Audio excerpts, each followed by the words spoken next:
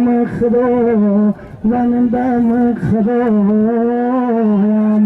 غریبه در ملک مردم بینوایم ای خداوندا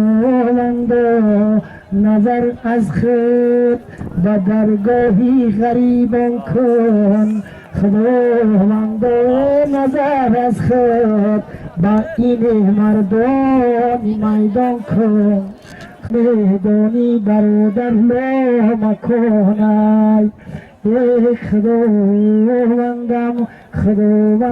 خدایم غریب در ملک مردم به نوایم نمیدانی کی مادر در چی حالی نمیدانی برادر لا مکنای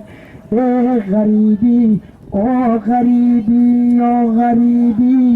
هزاران داد و ابهدادی غریبی برادر گوش کن این قصه را چند بارها میاد بعد در اونجا با درجه مقصود ذکرالله و بابای عبدالباقی و دیگرها میگه که همین آدم با دربار میاد و من بینوشم و ایسو همین را دربار راندن نکن بابای داملو نمیگه اینا تربیه کردن نکن همین طریق بابای مستان و سویر یکی از عالمهای دین شریعت گشت نوم به نومی بابای داملاکی و این درجه نازکی های دین ما را میدانست و به خلق فهمانده میدان نه گوز نیو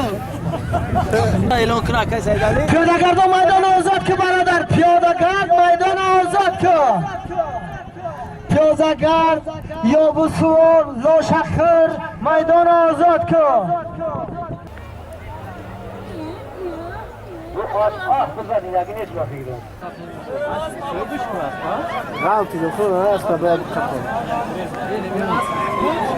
یه اصلا همون جوان بذارم سویشون بذارم زدیبک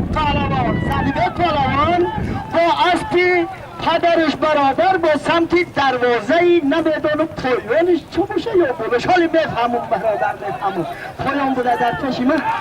چند قرقلوخه میگه که پایان تخلصی است کماندیر برادر کماندیر زمانش نمیدونی برادر کماندیر ولی زمانش مایور بوده میشوه مهارت شناخته شلو پلکونی میشوه لاشنه یک لوازمتی آشخانه برادر سر کردگی ای چینی لاشکه تا دیگه چیل گوشه ای دروازه بچه به خبر نما چینه که بچه کی بودی به هر آدم شنا برادر گل توانی ریسک به کار مخر از گذشتی روزگارش 100,000 شکر معنی گپی ما که همون زمینی کنده با سمنک برادر لیکن ادامای قدیم بودن چند چیزی کنی همین خیلی پنجه میزنن لیکن پنجه نمود جزیرش نکنین برادر با همین پنجه زنیتون برادر